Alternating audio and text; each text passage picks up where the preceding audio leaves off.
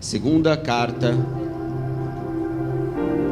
epístola aos Coríntios, capítulo 1. Acho que está alto, pode baixar um pouquinho.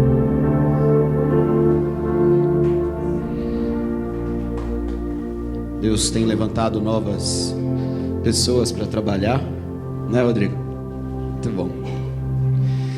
Segunda carta, a partir do primeiro verso, diz assim, primeiro capítulo: Paulo, apóstolo de Jesus Cristo pela vontade de Deus, e o irmão Timóteo, a igreja de Deus que está em Corinto, com todos os santos que estão em toda a Acaia, graça a vós e paz, da parte de Deus nosso Pai e da do Senhor Jesus Cristo.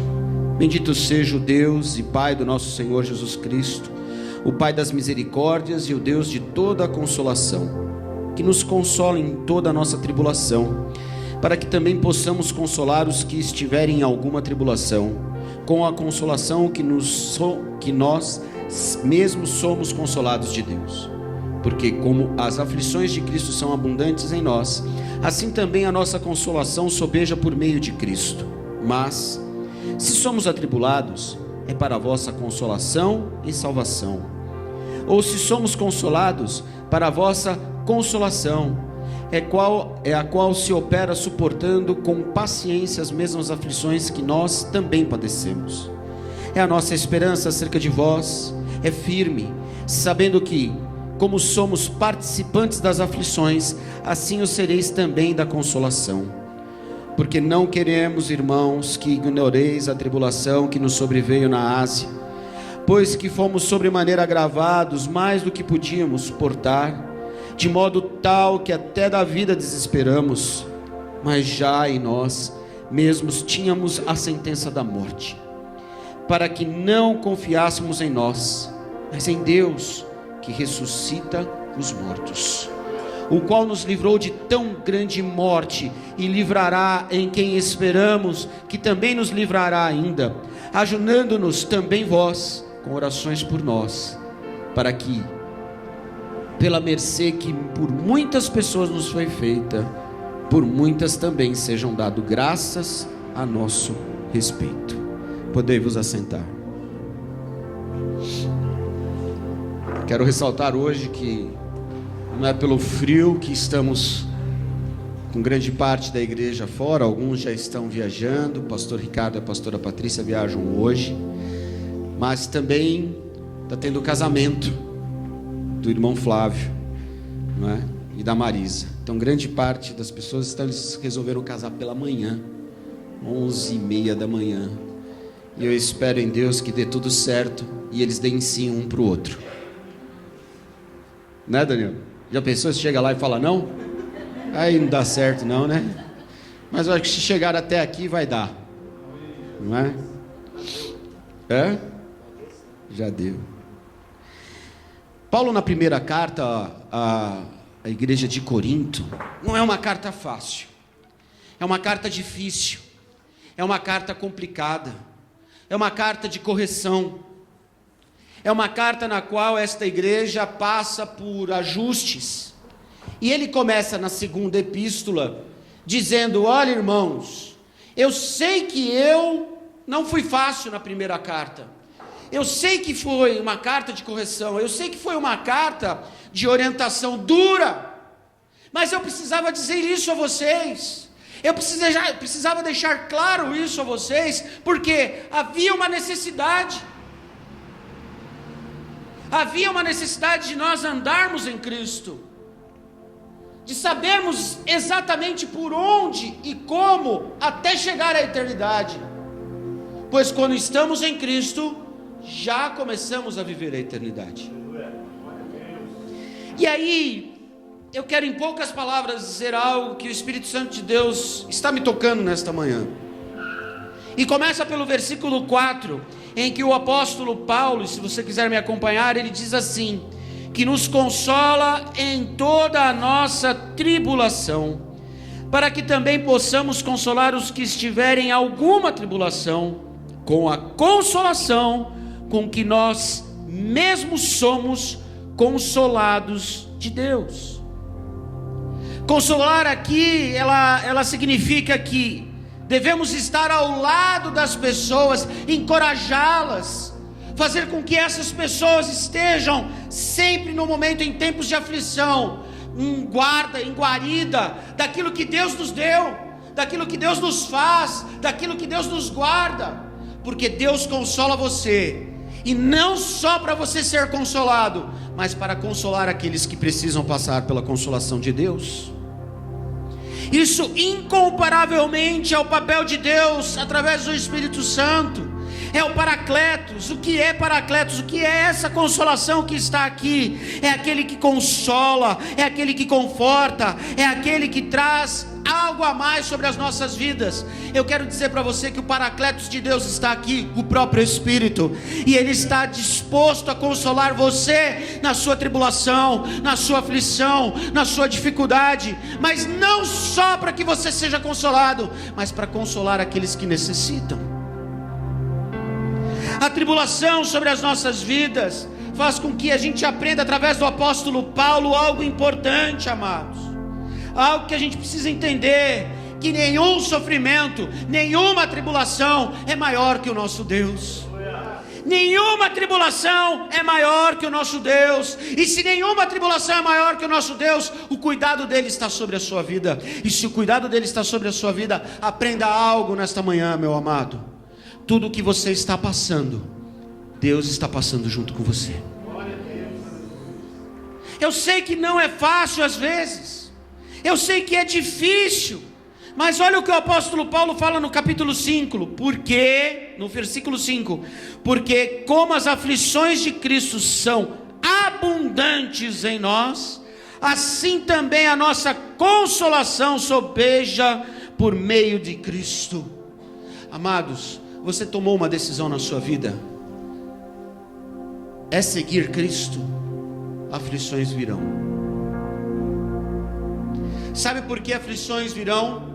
Porque o normal desta terra é o erro, é o pecado, é o mal. E quando você se aparta disso, quando você toma uma posição, há uma separação. E quando há essa separação, ela dói, ela machuca, ela aflige, ela faz com que você fique preso, amarrado, às vezes às situações, às tribulações. Mas eu quero dizer uma coisa para você: quanto maior a aflição, maior a consolação.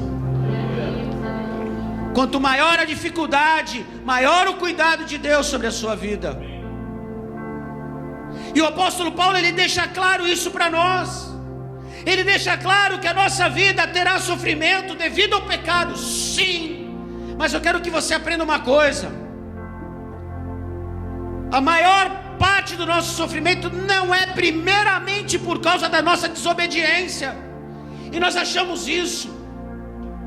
Eu desobedeci, eu caí, eu pequei, então é por isso que eu estou pagando um preço.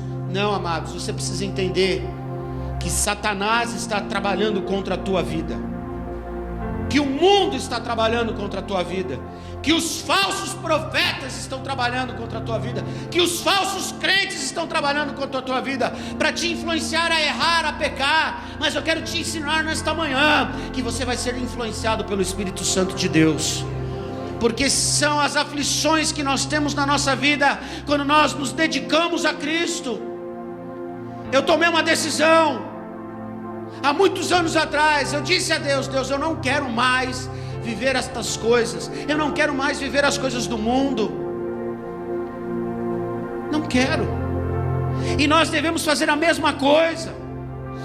Semana passada eu senti uma falta terrível de vocês. Eu não vim domingo e não vim quarta, e eu já fiquei mal porque eu não vi vocês domingo e não vi quarta.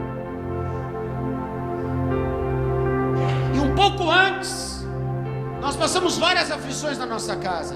Eu fiquei mal, o João caiu, teve que fazer uma cirurgia. E por mais que seja simples, a gente fica com o coração apertado, não é? É o nosso filho. O pastor Paulo foi lá no hospital, orou com a gente sentiu paz. A gente sabia que a coisa ia rolar numa boa. A gente tinha certeza que Deus ia fazer aquilo que era melhor para a vida do João. Mas a gente fica com o coração aflito. Não é assim? Quando a gente ama alguém, e quando alguém vai passar por alguma situação em que nós sabemos que aquilo pode trazer qualquer que seja pensamentos ruins, a gente fica com o coração aflito. Eu quero dizer que Deus também fica com o coração aflito por você, no momento da sua tribulação e da sua dificuldade, seja ela qual for, pequena, média ou grande. E se você compreender isso, você vai entender que isso vai ser a consolação do Espírito Santo de Deus sobre a sua vida, para que você entenda que isso seja praticado na sua vida também. Amados, eu quero dizer uma coisa para você. O apóstolo Paulo nos ensina claramente que hoje passamos por tribulação, mas a nossa esperança não está pautada numa solução. A nossa esperança está pautada em Cristo, que nos dá vida. Solução nós recebemos através da sabedoria e da palavra de Deus, para a gente trilhar a nossa santa jornada nesta terra. Mas a minha vida está pautada na esperança que é Cristo, que me gera vida eterna. A minha vida já está garantida, consolada pelo próprio Espírito de Deus.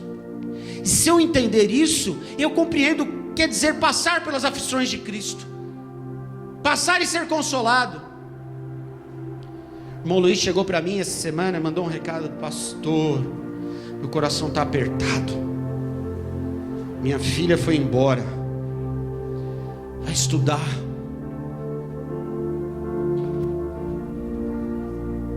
quando o Natan foi lá para Mirassol, que eu nem sei onde está o Natan. Natan foi embora? Ah, está na escolinha. E aí a mãe dele chegou para mim e falou assim: ah, ele não vai não. Ah, vai. Ele não vai não. Ah, vai.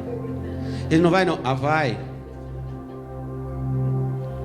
Mas eu sei, porque eu cheguei lá em Mirassol, fiquei com ele aquela semana, e aí quando eu deixei ele no hotel sozinho, apertou o coração. Você acha que Deus não aperta o coração por sua causa, meu amado? Aperta. Ele sabe do que você está passando hoje, Ele sabe do seu sofrimento hoje.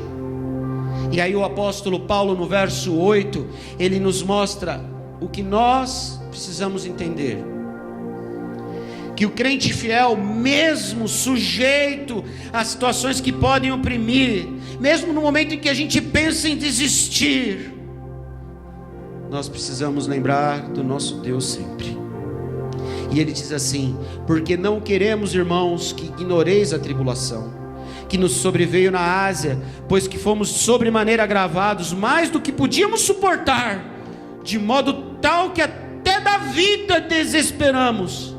Mas já em nós mesmos tínhamos a sentença de morte, para que não confiássemos em nós, mas em Deus, que ressuscita os mortos. Paulo se desesperou.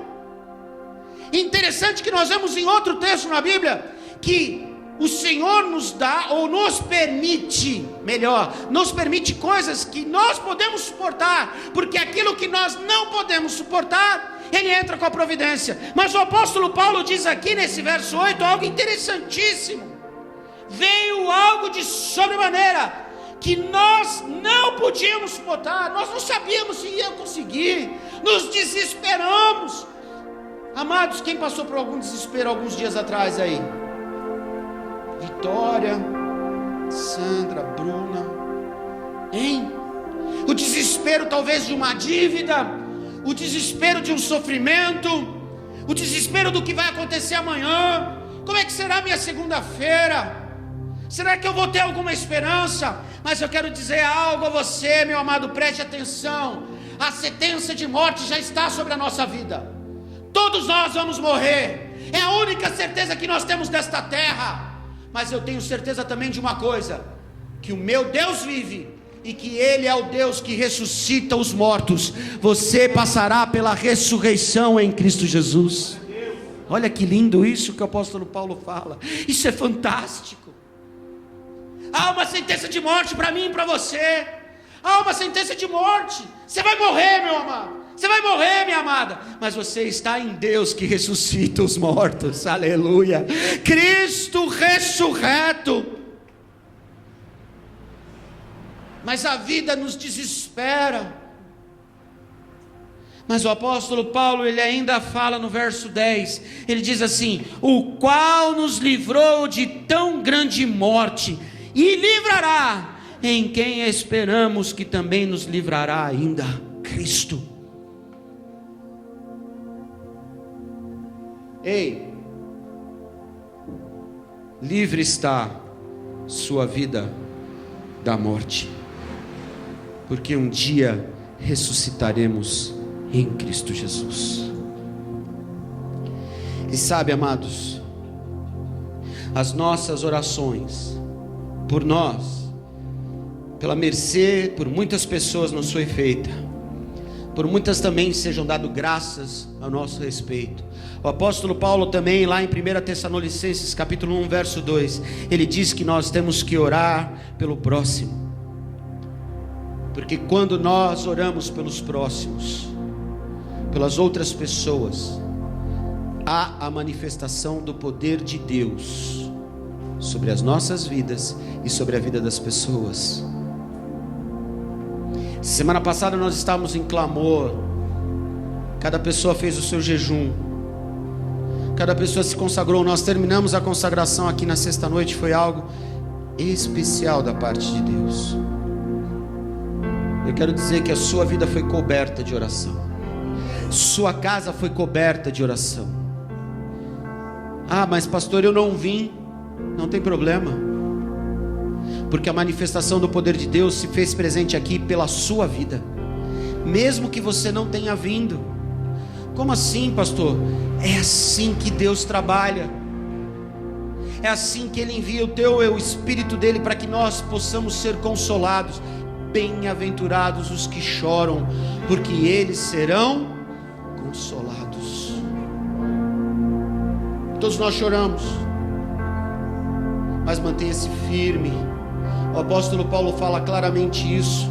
Fique firme. Lá em Efésios capítulo 6, ele diz: fique firme. O que é ficar firme, amados? É no momento do desespero, no momento da tristeza, da tribulação e da aflição, saber que Deus está contigo. Não sentimos, tá? Para com essa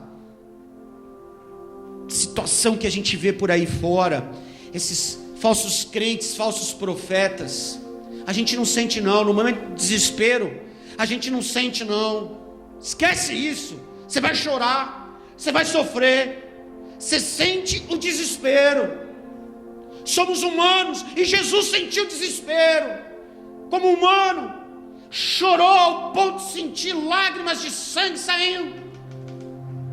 Não foi fácil para ele no Getsemane, sofrimento, desespero, mas sabe o que fez ele passar por isso? A firmeza de que ele sabia que Deus estava com ele. Na mente, ele tinha consciência e a fé: Deus está comigo, e eu vou passar, eu vou sair dessa. Eu profetizo que você vai sair dessa hoje, meu amado. Eu profetizo que você vai entender que o Espírito Santo de Deus está consolando você hoje e dizendo para você: fique em paz. A paz que excede todo entendimento. Entendimento não é sentimento. Não é sentimento. Para de achar que é um sentimento que você vai ser consolado, meu amado. Não! É no seu entendimento. É o entendimento que essa vida passa, mas que você viverá a eternidade com o Senhor.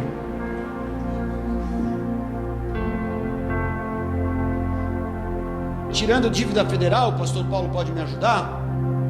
O restante das dívidas todas caducam em 5 anos. Mentira? Estou errado? Mais ou menos por aí, não é isso? Que interessante isso, né? E mesmo dívida federal, vai chegar um dia que os federais chegarão para você assim: ó, paga X aí, tá bom, porque não vai ter jeito. Já virou crédito podre. Olha que interessante isso. Crédito podre. É podre. Por que é podre? Porque já passou tempo demais, deve estar fedendo, a dívida não serve mais para nada. Mas é interessante que Jesus pagou toda a sua dívida, para que você pudesse entender que a tua eternidade está garantida. tua dívida foi integralmente paga. E a da terra, na primeira etapa, com 5 anos já era.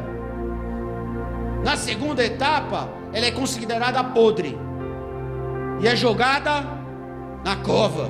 E você, vai junto com ela? Eu quero ir junto com Deus. Eu quero viver aquilo que Deus me deu.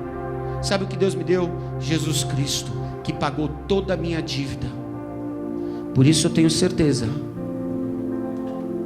como diz a palavra, céus e terra passarão, mas Cristo não passará.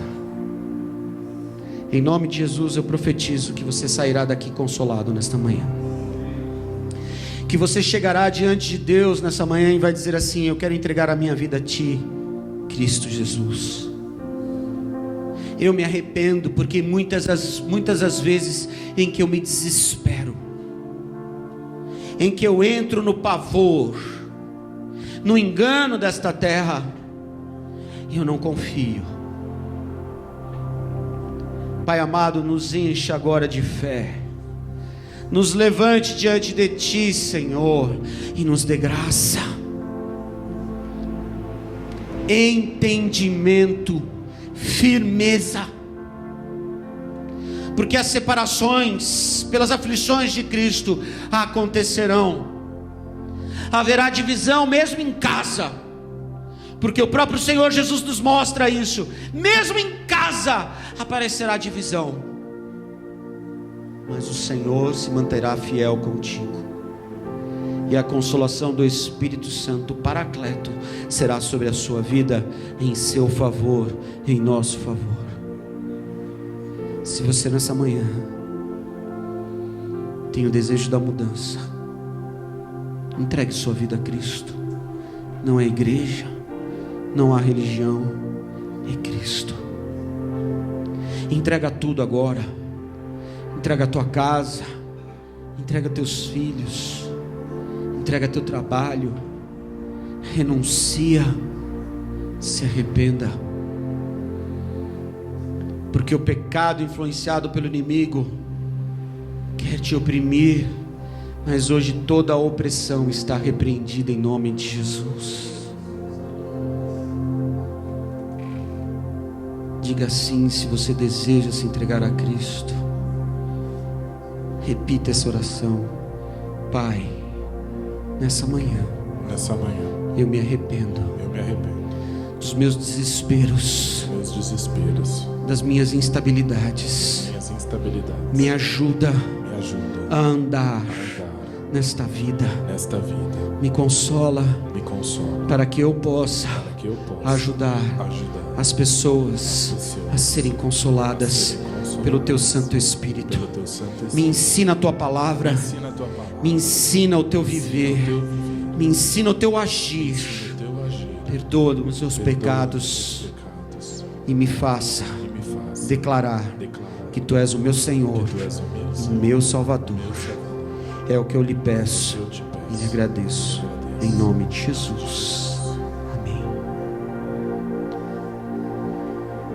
Fique firme, meu amado. Pega na mão dessa pessoa do seu lado e diga para ela assim: fica firme, meu amado. Fica firme, porque Deus quer te consolar essa manhã. Deus quer te consolar essa manhã. Amém? Deus quer consolar você essa manhã. Como é bom estar na presença de Deus, porque só Deus pode nos fazer passar pelas situações.